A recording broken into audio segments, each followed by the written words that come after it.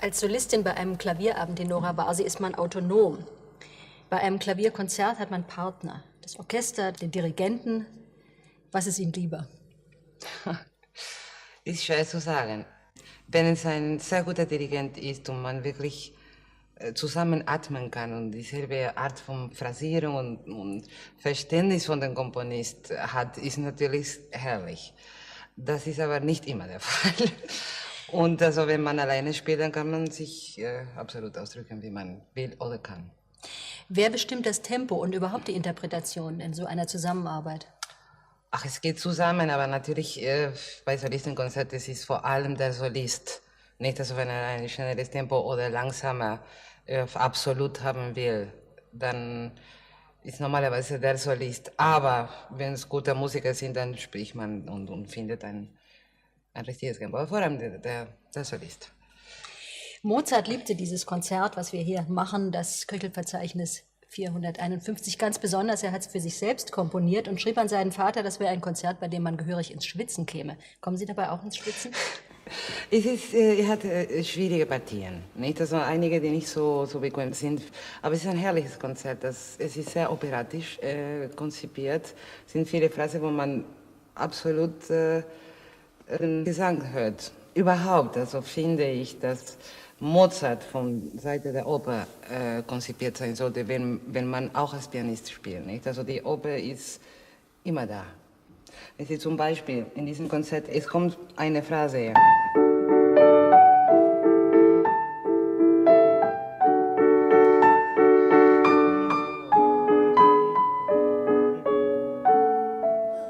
Das könnte sich man absolut in eine Arie vorstellen. In Mozarts Briefen ist überhaupt oft die Rede von sprechender Musik. Wie realisiert man das auf dem Klavier?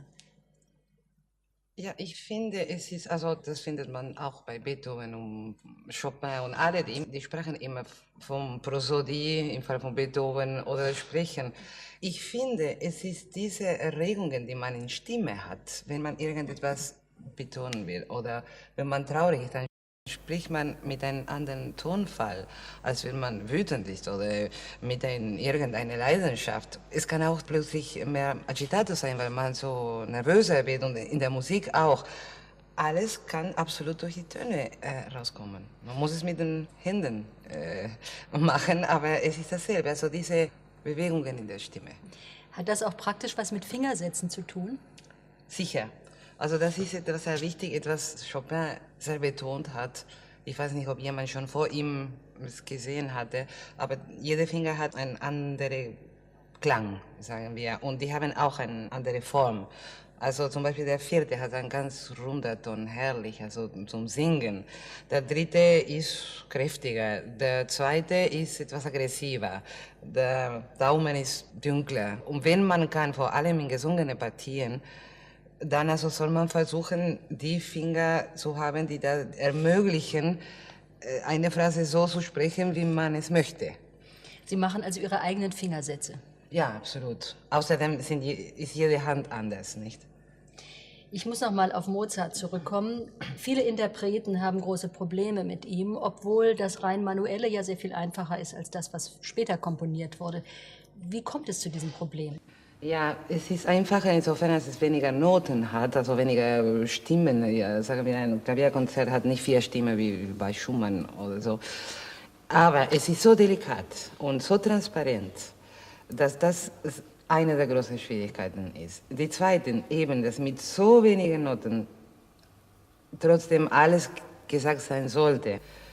Die Nora Barsi, Sie spielen heute Mozart, morgen Chopin, übermorgen einen anderen Komponisten. Wie macht man das einfach so zu wechseln von einer Komposition zur anderen und von einem Stil zum anderen? Ja, man muss sich in jeder Hinsicht an etwas anderes, jeder ist eine andere Welt, da ist ein anderer Mensch, ist klar. Es kommt darauf an, was diese Menschen ausdrücken, dann haben sie eine ganz andere Klangkonstellation. Und man muss auch anders spielen, nicht? Also sagen wir, wenn man Mozart spielt, muss er Hand ganz leicht sein, zum Beispiel, und ich mache einen Lauf oder so.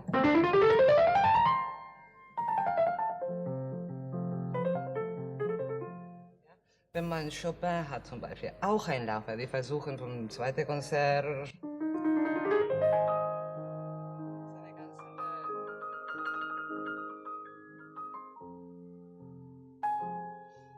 eine ganz andere Art, ins Klavier zu gehen. Nicht? Oder wenn man Beethoven spielt, dann hat man viel mehr das Gestell, weil der Klang irgendwie runder und kompakter ist. Also es ist schon schwierig, vom eines und andere zu gehen. Man muss ganz anderes physisch auch reagieren, nicht? Auf diese Klangkonstellation. Was ist denn leichter, von Chopin zu Mozart oder von Mozart zu Chopin? Von Mozart zu Chopin. Sonst ist man zu schwer. Wenn man Chopin gespielt hat, es hat all die Stimmen und also der Klang ist voller natürlich in den Romantizismus, nicht? Es wird immer größer und mit mehr Stimmen und voller. Und dann muss man es wieder ganz leicht haben und das ist sehr schwierig. Also wenn man einen Klavierabend mit Mozart anfängt, also dann geht's, dass man schwerer wird. Aber umgekehrt geht's nicht. Umgekehrt ist es sehr schwierig. Ja, es geht auch. Man gewöhnt sich daran, aber es ist sehr schwierig. Sie haben mir mal gesagt, lauter spielen ist leichter als leise. Wie kommt das? Ja, weil wir so ein gewaltiges Instrument haben, das ist so unendlich groß, dass man einfach, wenn man die Hand fallen lässt, nicht das so ganz ohne etwas zu machen, es ist unglaublich. Und das ist nur das Gewicht. Also um vorne zu spielen, ist wirklich nicht besonders. Man muss einfach rein in den Flügel.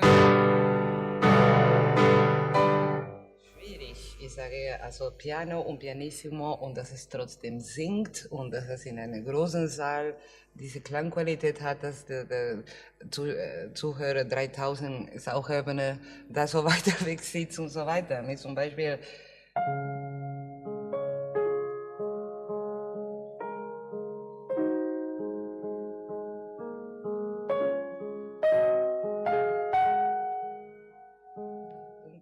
das sollte singen oben und unter trotzdem die andere Stimme etwas weniger, aber trotzdem hörbar. Und das also verlangt eine ungeheure Kontrolle.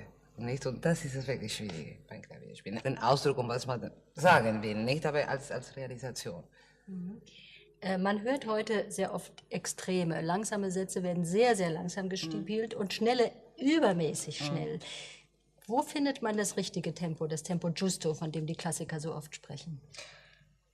Ich glaube, es ist, wenn man nicht viel zu sagen hat, dann spielt man sehr schnell. Nicht? Es kommt also mindestens eine bestimmte Aufregung durch die Schnelligkeit. Wenn man also in diesem Werk etwas findet, also was da passiert, dann braucht man ein bisschen mehr Zeit, um es auszudrücken, nicht? Und also dann findet man das richtige Tempo. Außerdem bei den meisten Stücken ist es so, dass das Tempo einigermaßen konstant bleibt, nicht? Also sagen wir bis Bartók oder so. Und man muss das Werk so kennen, dass es organisch wird, dass alle Momente einen Sinn machen. Und dann hat man das Tempo. Weil manchmal es wird so Sechzehntel und andere Momente werden es ruhiger sein. Aber wenn alle einen Sinn machen, also die schnelle Partien und die ruhigere, aber man bleibt bei selben Tempo, dann hat man das Richtige gefunden. Durch diese Schnelligkeit, die Nora Vasi, ist in unserer Zeit oft so ein sportives Element in die Musik gekommen. Weiter, höher, schneller. Und dadurch klingt die Musik oft so mechanistisch. Muss man eigentlich diesem Zeitgeschmack Rechnung tragen? Muss man Konzessionen machen, um sich im heutigen Musikbetrieb behaupten zu können? Ich weiß es nicht. Also ich habe es nie getan, solche Konzessionen zu machen.